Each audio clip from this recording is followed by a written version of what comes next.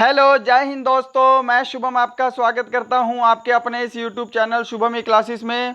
और आज हम आर्मी ओरिजिनल पेपर का गणित और रीजनिंग का टेस्ट लगाने जा रहे हैं। कल हमने इसी पेपर के सामान्य ज्ञान और सामान्य विज्ञान का टेस्ट लगाया था। यदि आपने वो वाला वीडियो भी नहीं देखा तो उसको जाकर ज़रूर देख लेना। और ये हमारे ओरिजिनल पेपर सॉल्यूशन का दूसरा मॉडल पेपर है। इससे पहले एक मॉडल पेपर हमने बिल्कुल कंप्लीट सोल्व करवा रखा है। यदि आपने वो वाला सेशन नहीं देखा तो उसको भी जाकर ज़रूर देख लेना। तो आपको अपना कॉपी पेन लेकर बैठना है ताकि आप इन क्वेश्चन का टेस्ट लगा सकें। चलिए अपना सेशन स्टार्ट करते हैं। तो ये है आपका ओरिजिनल पेपर। आप चाहें तो इसके क्वेश्चन मैच कर सकते हैं। मैंने इनके ऑप्शन भी चेंज नहीं किए हैं। मैंने इनको पीडीएफ में कन्वर्ट कर दिया है ताकि आपका टेस्ट आसानी से लग सके। तो चलिए शुरू करते हैं। अपना कॉपी पेन लेकर साथ में बैठना। मैं फिर से बोल रहा हूँ, पहला प्रश्न आपके सामने स्क्रीन पर, फटाफट से आंसर दीजिएगा कमेंट बॉक्स में। और लास्ट में बताना है कि आपका स्कोर कितना हो रहा है। यहाँ पर 15 गणित के क्वेश्चन हैं और 5 जो है इसमें रीजनिंग के क्वेश्चन भी हम लास्ट में सॉल्व करने वाले हैं। तो टोटल हमारे 20 प्रश्न होंगे यहाँ पे। आपको बताना है कि आपके इन 20 प्रश्नों में से टोटल कितने प्रश्न ठीक हुए हैं। पहला प्रश्न है, दो संख्याओं का महत्तम समापवर्तक और लघुत्तम समापवर्तक क्रमशः 18 और 3780 है। यदि उनमें से एक संख्या 540 हो तो दूसरी संख्या क्या होगी। और ये वो प्रश्न है जो कि आपके एग्जाम में बहुत बार रिपीट होता रहता है, राइट। तो देखिएगा, ऐसे क्वेश्चन को सॉल्व करने का आपको सूत्र पता होना चाहिए कि एलसीएम गुणा एचसीएफ। मैं उम्मीद कर रहा हूँ पहले आप इसको सॉल्व कर रहे होंगे, फिर आप मेरा ये सॉल्यूशन देख रहे होंगे। और यदि आपको नहीं आता तो आप डायरेक्टली इस सॉल्यूशन को देखिए। तो एलसीएम गुणा एचसीएफ क्या होता है? दोनों संख्याओं का गुणनफल। संख्याओं का गुणनफल, ठीक है। यहाँ पे दो से अधिक संख्या भी हो सकती है, इसमें कोई इशू नहीं होना चाहिए, ठीक है। संख्याओं का गुणनफल। तो देखो जी, एक जो हमारा एलसीएम है वो कितना है? 3780 है, राइट। एचसीएफ हमारा है 18, तो हमने यहाँ पे 18 लिख लिया, है ना। और एक संख्या हमको दे रखी है 540, दूसरी संख्या हमने गुणा करके x लिख दी क्योंकि हमको ये संख्या निकालनी है। क्या इतनी चीज़ सभी को समझ में आई है? अब देखो जी, इस जीरो से हमारी ये जीरो कैंसिल हो गई। 18 तिया कितने होते हैं? 54 होते हैं। और 3 से इसको कैंसिल कर दो। 3 एकम 3, 3 दूनी जो, 3 दूनी 6 और 3 छिके 18, राइट। तो यहाँ पे 126 आपका करेक्ट आंसर होगा। x की वैल्यू क्या आई है निकल के? 126 आई है। क्या आप सभी ने ऑप्शन डी बिल्कुल करेक्ट दिया है, 126? तो आपका आंसर बिल्कुल सही है, ठीक है जी। आप इसको बटे में लेकर भी कर सकते हो, मैंने यहाँ पे बराबर में लिखा है, भाई एक ही बात है। कुछ लोगों को लगता है कि ये कुछ नया तरीका हो गया, ठीक है। आप लोग ऐसे भी कर सकते हो, देखो आप लोग इसको ऐसे भी कर सकते हो, 540 गुणा x, ठीक है। बात वही पड़ जाती है, मैंने यहाँ पे इक्वल में करके कर दिया। तो क्या 126 सभी का आंसर सही आया है? उम्मीद करूंगा सभी का सही होगा। बढ़ते हैं नेक्स्ट क्वेश्चन पे। क्वेश्चन नंबर 2 आपसे पूछा गया था ये वाला, बहुत ही इजी प्रश्न है भाई। इसका आपको वर्गमूल बताना है। तो करते हैं सोल्व, फटाफट से आंसर देने की कोशिश कीजिएगा। 841 और नीचे क्या है? 1 2 3 4 5 6, यानी कि 6 संख्या छोड़कर पॉइंट है। तो नीचे भी हम 1 2 3 4 5 6 1, ठीक है जी। इसको हम ऐसे लिख लेंगे। और इसका आपको वर्गमूल बताना है, यानी कि इसका आपको अंडर रूट बताना है। समझ में आई सभी को? आप देखो, जो 841 है इसका वर्गमूल क्या होगा? 29 होगा। और नीचे आपको दिखाई दे रहा है 6 जीरो हैं, है ना। तो इसका जो अंडर रूट होगा वो क्या हो जाएंगी? 3 जीरो हो जाएंगी। जीरो जो है वो आधी हो जाएंगी। समझ में आया सभी को? अब देखो भाई, अब इसको हम सोल्व करेंगे तो यहाँ पे क्या होगा? नीचे है 3 जीरो, यानी कि 9 2 0, फिर पॉइंट, फिर जीरो। यहाँ पे 0.029 आपका करेक्ट आंसर होगा। नीचे 3 जीरो है तो ऊपर भी हमको 3 डिजिट छोड़कर पॉइंट लगाना पड़ेगा। तो 3 डिजिट पूरी करने के लिए हमने एक जीरो ऐड कर दिया, 0.029। क्या ऑप्शन सी आप सभी का करेक्ट आंसर है? उम्मीद करूंगा बिल्कुल सही आंसर आ रहा होगा, राइट। चलिएगा क्वेश्चन नंबर 3 आपको मैच करना है, फटाफट से आपको आंसर देना है कि आपका आंसर क्या आ रहा है यहाँ पे। निम्न में से सबसे बड़ी 4 अंकों की पूर्ण वर्ग संख्या कौन सी है? जल्दी से आंसर दीजिएगा, इसमें तो सोल्व करवाने का कुछ है ही नहीं, ठीक है। बट फिर भी इतना लंबा वर्ग यानी कि इतना लंबा स्क्वायर किसको याद होता है? किसी को याद नहीं होता। तो देखो आपको एलिमिनेशन से करना बता देता हूँ। आपको पता है आप किसी भी नंबर का स्क्वायर कर लो, लास्ट में कभी भी 0 नहीं आता है। स्क्वायर करने पे लास्ट में किसी भी नंबर के 0 नहीं आएगा। 0 तभी आएगा जब उसके लास्ट में भी 0 हो, ठीक है। जैसे 60 हो गया, 60 का स्क्वायर करेंगे 3600, ये तभी आएगा जब उसके लास्ट में भी 0 हो। बट उससे फिर पहले वाली संख्या किसी चीज़ का स्क्वायर होनी चाहिए। तो आपको पता है 98 किसी का भी स्क्वायर नहीं है, ये आंसर नहीं होगा, ये भी आपका आंसर नहीं होगा। तो यहाँ पे मैं आपको डायरेक्ट आंसर बता देता हूँ, आप इसको सोल्व कर लेना अपने आप। ऑप्शन ए करेक्ट होगा, जो 9801 है ये 99 का स्क्वायर है, ठीक है जी। तो ये 4 अंकों की एक पूर्ण वर्ग संख्या है। 9999 तो ये कभी भी किसी का स्क्वायर हो नहीं सकता, ठीक है भाई। तो क्या सभी ने ऑप्शन ए करेक्ट आंसर दिया है? 99, ठीक है भाई। 99 का स्क्वायर है 9801। बढ़ते हैं नेक्स्ट क्वेश्चन पे। क्वेश्चन नंबर 4 है आपके सामने, फटाफट से आपको इसका भी आंसर देना है। 40 किलो का कितना प्रतिशत 10 किलो है? जल्दी से आंसर दे दो भाई कमेंट बॉक्स में फटाफट से। 40 किलो का कितना प्रतिशत 10 किलो है? तो इस क्वेश्चन को मैं बिल्कुल बेसिक से सोल्व करने जा रहा हूं। देखो, उम्मीद करूंगा आपने इसको सोल्व किया होगा, तभी आप इस सॉल्यूशन पे देख रहे होंगे। यदि आपको थोड़ा समय चाहिए तो आप वीडियो को रोक लेना। तो सॉल्यूशन पे बढ़ते हैं। देखिए 40 किलो का कितना प्रतिशत, का मतलब क्या होता है? गुणा होता है। कितना प्रतिशत यानी कि हमको पता नहीं, हमने x प्रतिशत लिख लिया, यानी कि x बटे में 100 लिख लिया। हमको ये x निकालना है, ठीक है, कि 40 किलो का कितना प्रतिशत 10 किलो है? 10 किलो है। समझ में आया सभी को भाई? तो देखो ये 0 से हमारी ये 0 कट गई है ना, ये 10 इधर जाके इधर 10 में गुणा हो जाएगा। तो यहाँ पर आपका 4x बराबर कितना हो गया? 100 हो गया, ठीक है भाई। तो इस 4 से कैंसिल कर दो, यहाँ पे आ जाएगा आपका 25, 25 चौके 100। तो x की वैल्यू कितनी आई है? 25% आई है। ऑप्शन ए क्या सभी ने सही आंसर दिया है? 25% इसका बिल्कुल करेक्ट आंसर होगा। बढ़ते हैं नेक्स्ट क्वेश्चन पे। क्वेश्चन नंबर 5 है आपके सामने स्क्रीन पर। 2 वर्ष और 3 वर्ष में 2100 रुपये पर 8% वार्षिक ब्याज की दर से दोनों वर्षों के साधारण ब्याज का अंतर क्या होगा? अब इस क्वेश्चन को आप स्मार्ट वर्क के साथ सिर्फ और सिर्फ 1 मिनट के अंदर कर सकते हो, ठीक है भाई। कुछ लोग क्या करेंगे, देखो पहले इसका 8% की दर से 2 वर्ष का साधारण ब्याज निकालेंगे, फिर 3 वर्ष का साधारण ब्याज निकालेंगे, फिर दोनों को घटाएंगे, ठीक है।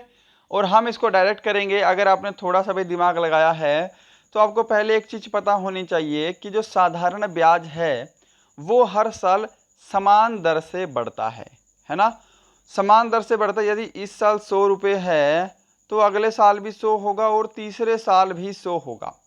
समझना, पहले साल भी 100 है, दूसरे साल भी 100 है, तीसरे साल भी साधारण ब्याज 100 ही रहेगा, राइट। अब देखो क्या कह रहा है कि साधारण ब्याजों का अंतर।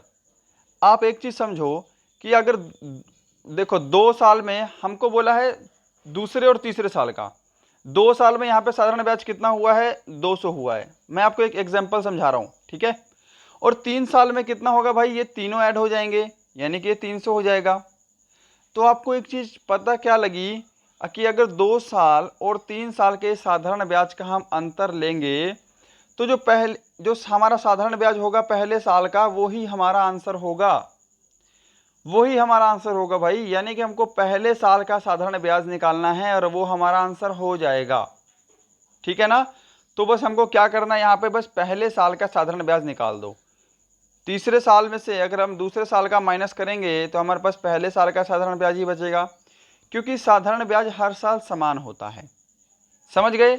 तो अब इसको आप माइनस करने की जरूरत नहीं है। आप क्या करोगे, साधारण ब्याज का फॉर्मूला होता है मूलधन जो कि हमारा 2100 दे रखा है, दर हमको दे रखी है 8%, समय हमको निकालना है बस 1 साल का, और भाग करेंगे हम किससे, 100 से।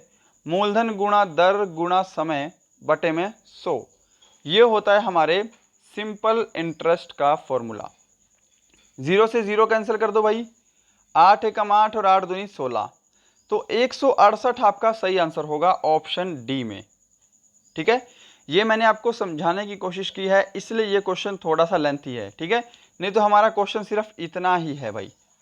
उम्मीद करूंगा सभी लोग समझ पा रहे होंगे कि साधारण ब्याज तो हर साल भाई समान ही रहेगा। ठीक है, हम पहले 2 साल का निकालेंगे, फिर 3 साल का निकालेंगे, फिर हम माइनस करेंगे तो हमारे पास इनडायरेक्टली 1 साल का साधारण ब्याज बचेगा। ठीक है, अगर यहाँ पे 4 साल लिखा होता तो हमको 2 साल का साधारण ब्याज निकालना होता।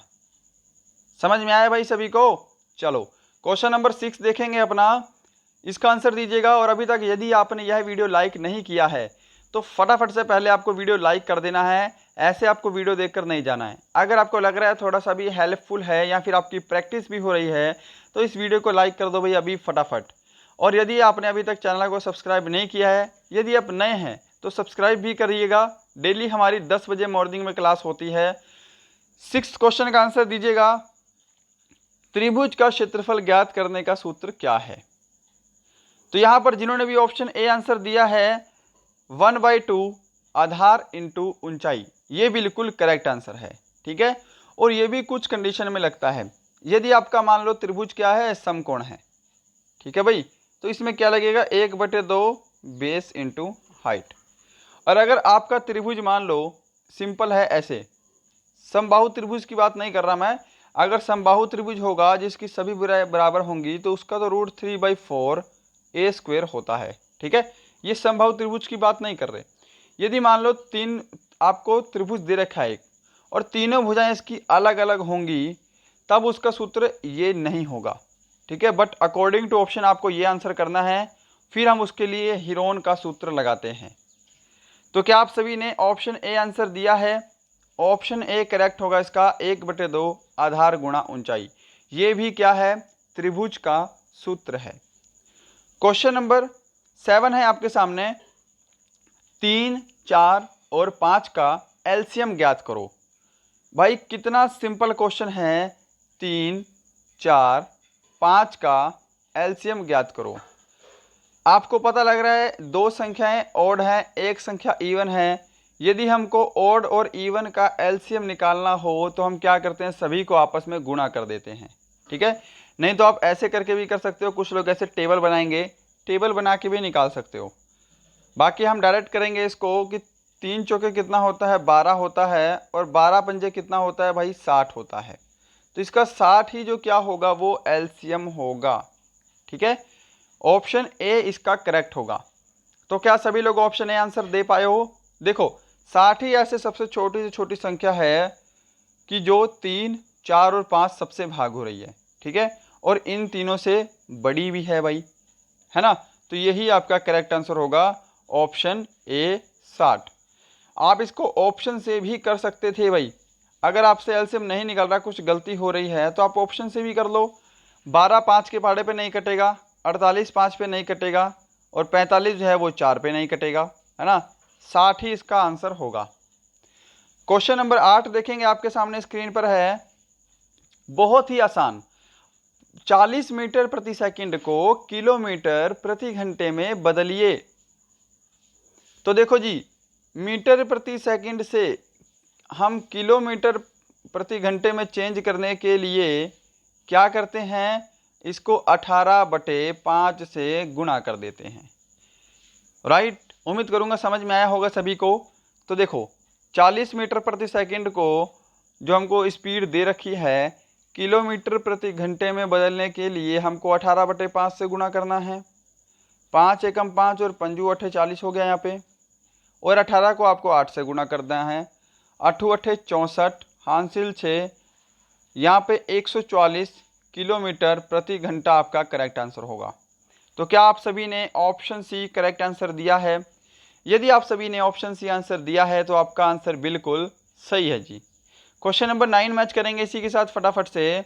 एक वृत्त का व्यास 42 सेंटीमीटर है तो उसका क्षेत्रफल ज्ञात करो। अगेन आसान क्वेश्चन है, फटाफट से आंसर दीजिएगा, ज्यादा समय आपको नहीं दिया जाएगा, मैं इसका सॉल्यूशन करवाने जा रहा हूं। तो देखो जी, जो वृत्त का क्षेत्रफल है उसका सूत्र होता है पाई आर स्क्वेयर। ठीक है, तो वैल्यू पुट करेंगे हम, पाई की वैल्यू होती है 22/7। आर क्या होता है, अब व्यास अगर आपको 42 दे रखा है तो त्रिज्या जो होती है वो व्यास की आधी होती है, तो यानी कि जो आपकी त्रिज्या है वो 21 होगी, और 21 का आपको स्क्वायर करना है तो 21 को आपको 2 बार लिख देना है। ठीक है, यदि आपको स्क्वायर नहीं पता तो 2 बार लिख दो, बस इसको सोल्व करेंगे। 7 तिया कितने हो गए जी, 21 हो गए। 22 तिया कितने हो गए, यहाँ पे देखो 22 तिया हो गए आपके 66। 66 का आपको 21 से गुणा करना है, तो अब गुणा मत करना, अब यहाँ पर सभी की सभी ऑप्शन जो है वो अलग अलग हैं। ठीक है भाई, आपके ओरिजिनल पेपर में भी ऑप्शन अलग अलग थे, ऑप्शन मैंने बिल्कुल भी चेंज नहीं किए हैं।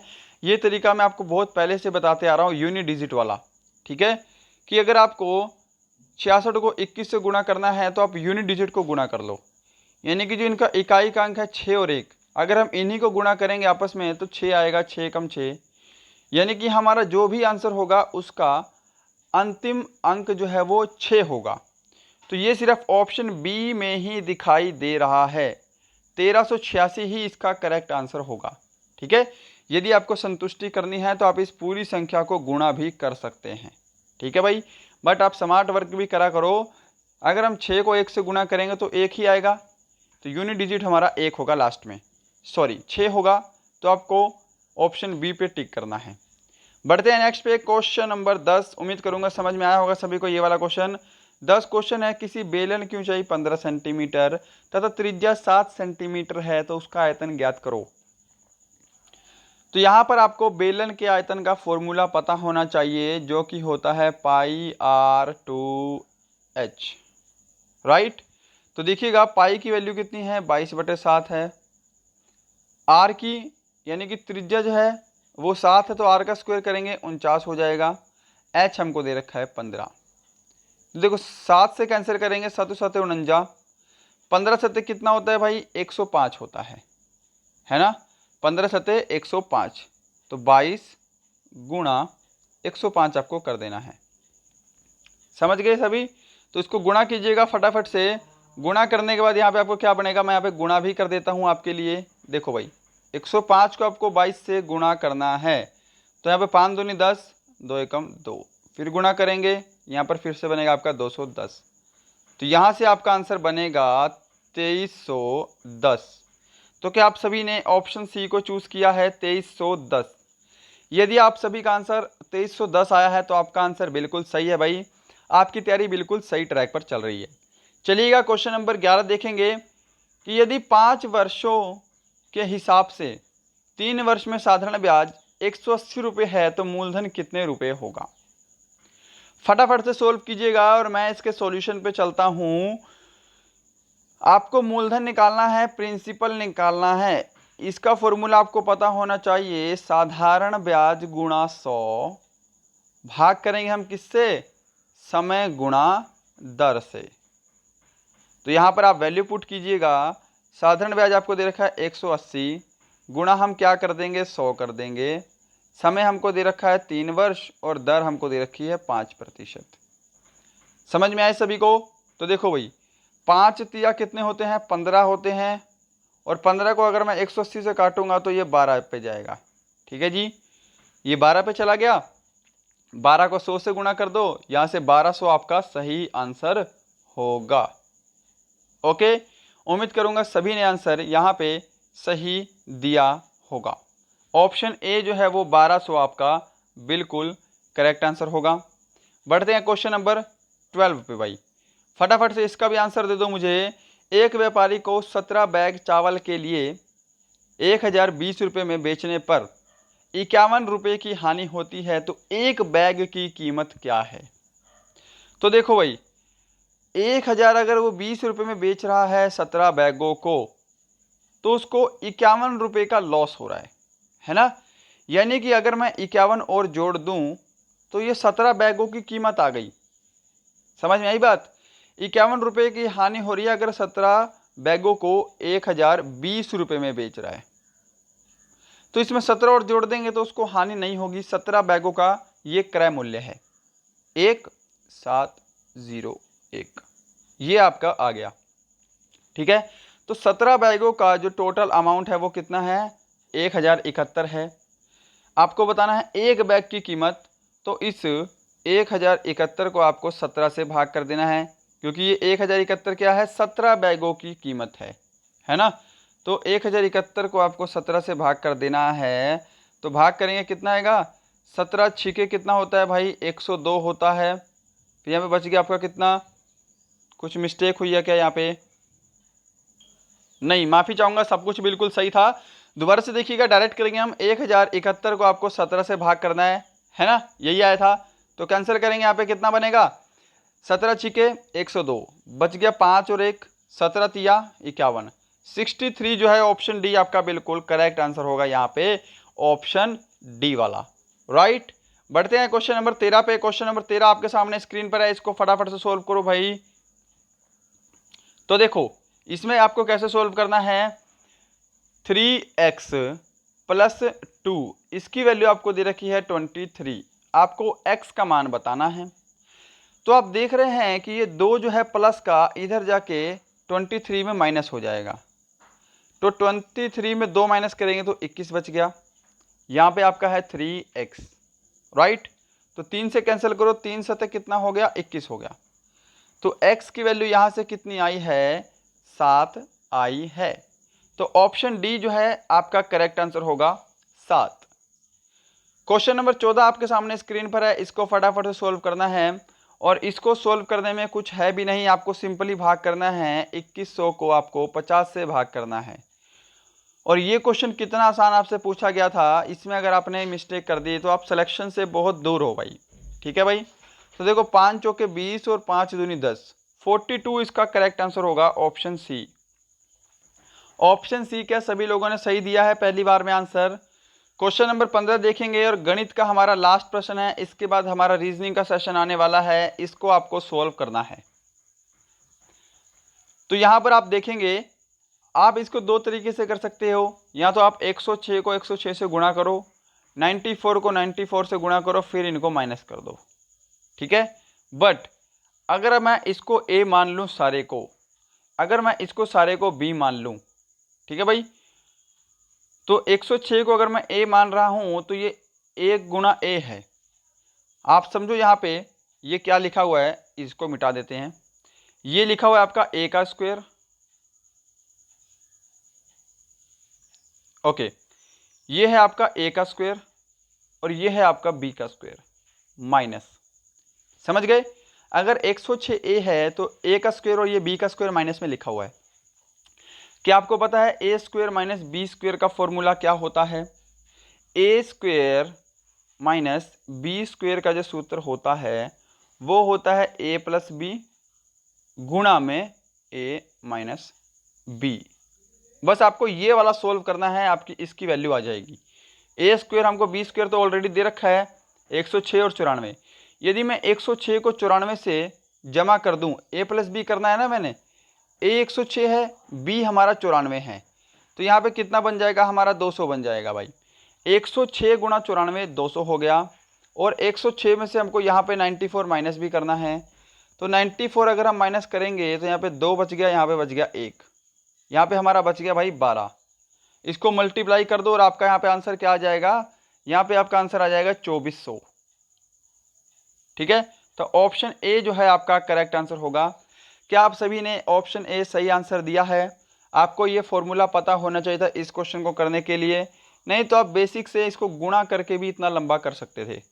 ठीक है, चलो रीजनिंग के क्वेश्चन पे पहुंचते हैं। यहाँ पे बताना कि आपको इस 15 क्वेश्चन में से कितने क्वेश्चन आपके ठीक हुए हैं। भाग 4 हमारा रीजनिंग। चलिए शुरू करते हैं, फटाफट से इसका भी आंसर दीजिएगा। और देखो भाई, आप चाहे तो इसका बिल्कुल फ्री में पीडीएफ डाउनलोड कर सकते हो पूरी वीडियो का। डिस्क्रिप्शन में आपको हमारे टेलीग्राम का लिंक मिलेगा, वहां जाके आप इस वीडियो को इसका PDF बिल्कुल फ्री में डाउनलोड कर सकते हैं। आप चाहें तो मुझे इंस्टाग्राम पर ही फॉलो कर सकते हैं, यदि आपको कोई ज़रूरी क्वेश्चन है तो वहाँ पर भी पूछ सकते हैं। इसका आंसर दीजिए भाई। एक पुरुष की ओर इशारा करते हुए एक महिला ने कहा, वह मेरी बहन की माता के एकमात्र पुत्र का पुत्र है। महिला का भाई उस पुरुष से किस प्रकार संबंधित है। तो देखो भाई, जो रीजनिंग की हमारी क्लास हो चुकी है पहले, उसके अंदर मैं आपको ब्लड रिलेशन बहुत बार करवा चुका हूँ। एक बार फिर से मैं इसको आपको बेसिक बताना चाहूँगा कि जिनको ये नहीं आता वो इसको कर सकें। बेसिक समझिएगा कि जो मेल होगा वो होगा हमारा प्लस का साइन, और जो फीमेल होगा उस पर हमारा होगा माइनस का साइन। ठीक है भाई, मेल पे प्लस का साइन, फीमेल पे माइनस का साइन होगा। अब देखो, भाई और बहन जो होंगे या फिर भाई और भाई होंगे वो हमारी सीधी लाइन में होंगे, भाई पे प्लस और बहन पे माइनस। समझ गए। और जो पति और पत्नी होंगे वो होंगे बराबर वाले साइन में। ठीक है, पति पे प्लस और पत्नी पे माइनस। और पिता और पुत्र होंगे या फिर पिता और पुत्री होंगे, देखो माता और पिता होंगे हमारे ऊपर, ये ध्यान रखना, और जो बेटा और बेटी होंगे वो होंगे हमारे नीचे। ये आपको समझना है।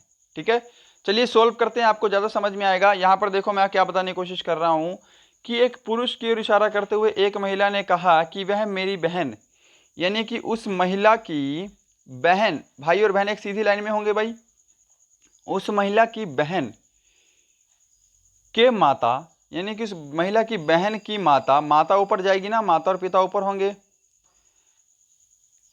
का एकमात्र पुत्र, उसकी बहन की माता का एकमात्र पुत्र। अब माता का एकमात्र पुत्र होगा तो इनका भाई होगा वो भाई, पुत्र का पुत्र है। अब इसके पुत्र भाई का भी पुत्र है भाई।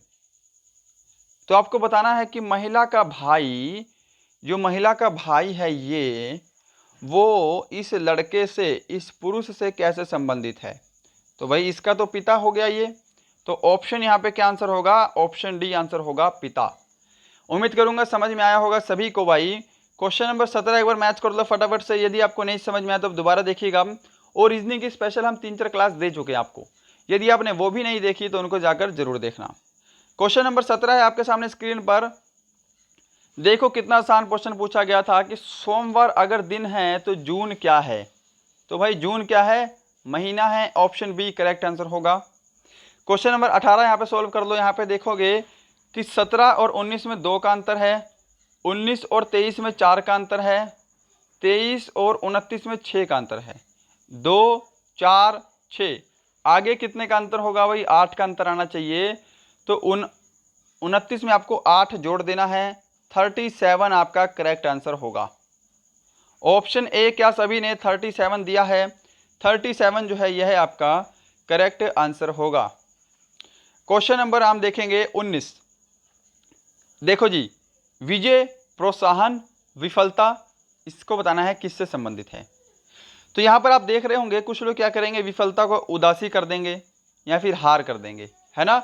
बट आप एक चीज को ध्यान से देखो कि विजय मिलने पर हमको प्रोत्साहन मिल रहा है, खुशी नहीं है। अगर यहाँ पे खुशी होता ना तो आप उदासी आंसर करते विफलता का। यहाँ पे खुशी नहीं है कि अगर विजय मिलने से प्रोत्साहन मिल रहा है, यानी कि आपको प्रेरणा मिल रही है, आपको जो है प्रोत्साहन मिल रहा है। तो विफलता अगर आपको मिलेगी तो आपको क्या मिलेगी, निराशा मिलेगी। ठीक है, यहाँ पे उदासी मत करना।